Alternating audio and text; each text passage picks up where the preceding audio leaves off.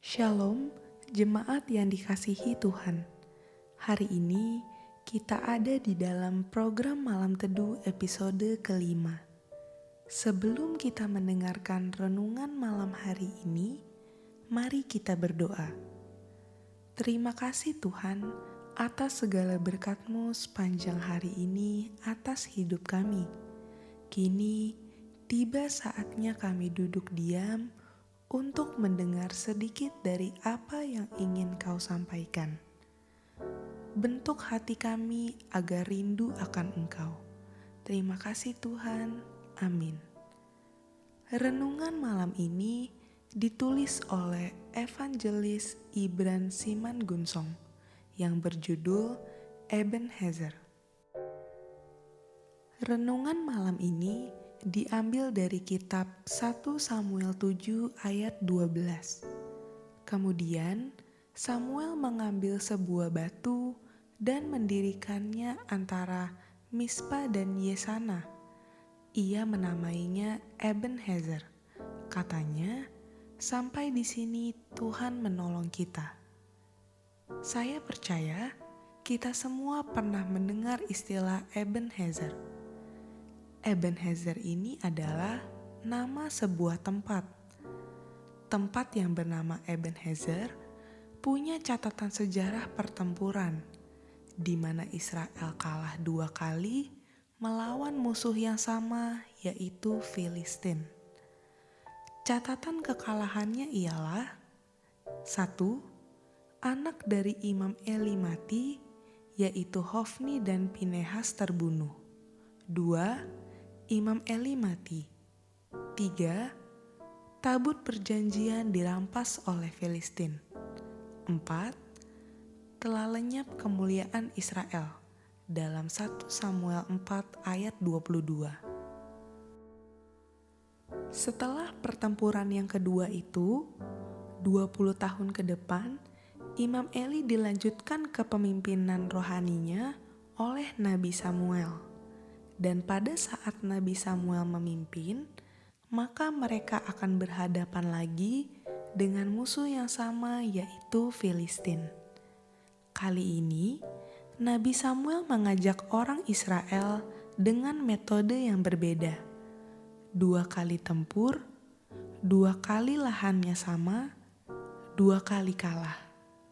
Dan kali ini, Nabi Samuel mengajak orang Israel untuk minta tolong kepada Tuhan, dan hasilnya adalah mereka menang.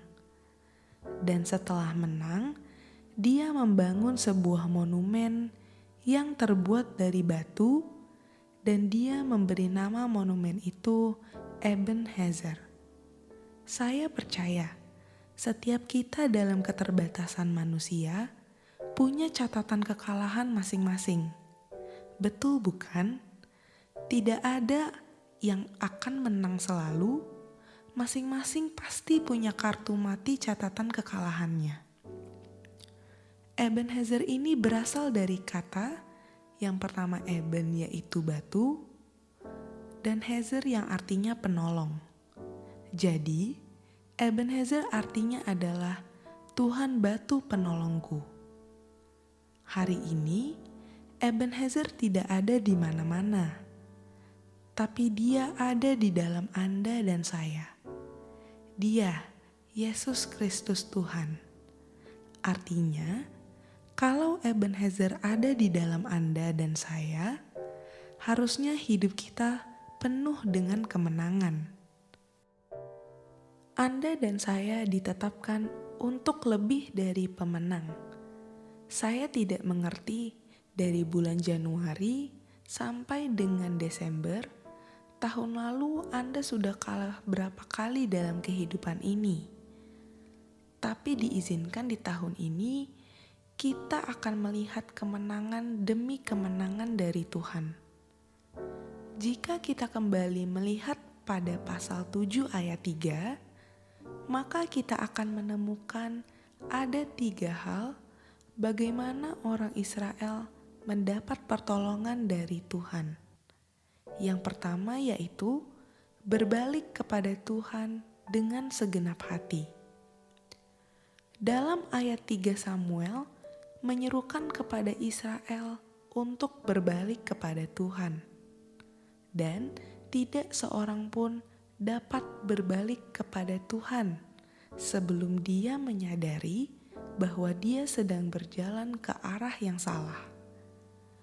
Arah yang salah adalah arah yang akan membuat sengsara hidupnya. Dan syarat pertama untuk dapat berbalik kepada Allah adalah dengan menjauhkan segala objek kesenangan dan penyembahan kita di luar Allah. Orang Israel menjadi bodoh sebab mereka menyembah Allah-Allah palsu. Tetapi kita pun tidak luput dari kebodohan yang sama. Kita menyembah benda, manusia, kedudukan, dan 1001 hal fana lainnya. Istilah menyembah tidak selalu diartikan bersujud atau mengangkat tangan kepada objek yang disembah. Menyembah adalah memberi nilai tinggi kepada objek yang kita pandang baik untuk disembah. Karena itu, ketika kita memberi nilai tinggi kepada kedudukan lebih daripada Allah, maka kita sedang menyembah yang bukan kepada Allah. Tetapi pembaruan relasi dengan Tuhan harus dimulai dari berbalik. Berbalik dari apa yang begitu mengikat kita dan kembali kepada Tuhan. Pertobatan bukanlah suatu seruan di mulut. Pertobatan juga bukan suatu langkah yang diambil untuk maju ke depan ketika mengikuti altar call. Sebab tidak ada pertobatan sejati jika seseorang tidak mau meninggalkan dosa-dosanya. Yang kedua yaitu tunjukkan hatimu kepada Tuhan. Pertolongan Tuhan itu ada bagi yang mau fokus pada Tuhan. Kalau Anda dan saya mau fokus pada Tuhan, maka Samuel katakan seperti ini. Mari, tunjukkan hatimu kepada Tuhan, supaya hati kita tertuju pada Tuhan, maka kita harus buang Baal dan Asitoret. Baal dan Asitoret tidak melulu berbicara soal okultisme, tapi Baal dan Asitoret adalah respon orang Israel terhadap pencurian tabut perjanjian. Tabut Tuhan atau tabut perjanjian itu punya filosofinya sendiri, dan parahnya adalah orang Israel tidak menangkap filosofi dengan baik mengenai tabut perjanjian. Tetapi orang Israel memperlakukan tabut perjanjian itu seperti jimat, karena ketika mereka bawa mengelilingi tembok Yeriko, mereka melihat tembok tersebut runtuh. Jadi, ketika tabut dirampas oleh orang Filistin, maka yang ada dalam benak orang Israel adalah bagaimana kita membuat jimat yang baru, lalu kemudian mereka membangun patung Baal dan Asitoret. Baal dan Asitoret itu berbicara tentang plan B.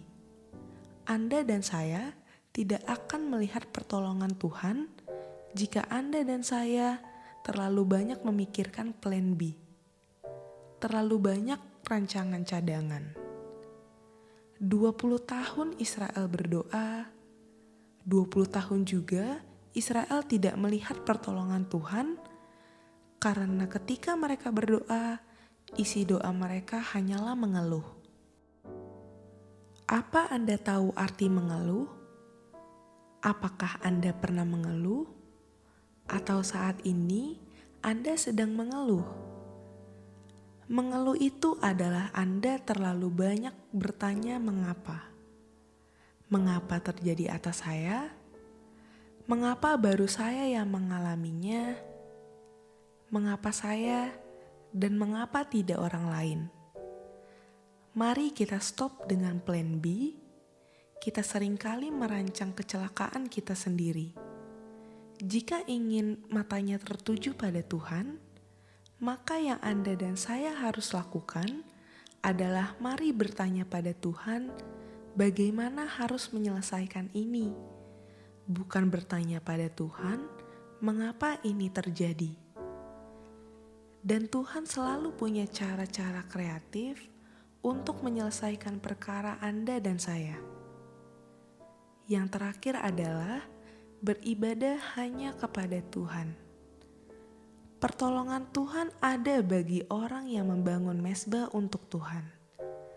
Beribadah mencakup doa, nyanyian, dan pengagungan untuk Tuhan. Tapi lebih dari itu, beribadah adalah mempersembahkan hidup untuk Tuhan. Sebab dalam ayat yang ke-9, Samuel mempersembahkan korban kepada Tuhan, dan Tuhan menjawab dia. Hal yang sama juga terjadi dalam hidup kita sebagai orang-orang milik kepunyaan Kristus. Kita dituntut untuk mempersembahkan korban, yaitu hidup kita sepenuhnya, sebagai bukti bahwa beribadah kepada Tuhan dan kita akan melihat pertolongannya. Oleh sebab itu, sejauh mana kita mempercayai Tuhan, sejauh itulah pertolongan Tuhan atas kita. Demikian renungan pada malam hari ini. Kiranya renungan ini dapat menjadi rema dalam kehidupan kita pribadi. Sampai jumpa dalam program Malam Teduh berikutnya. Tuhan Yesus memberkati.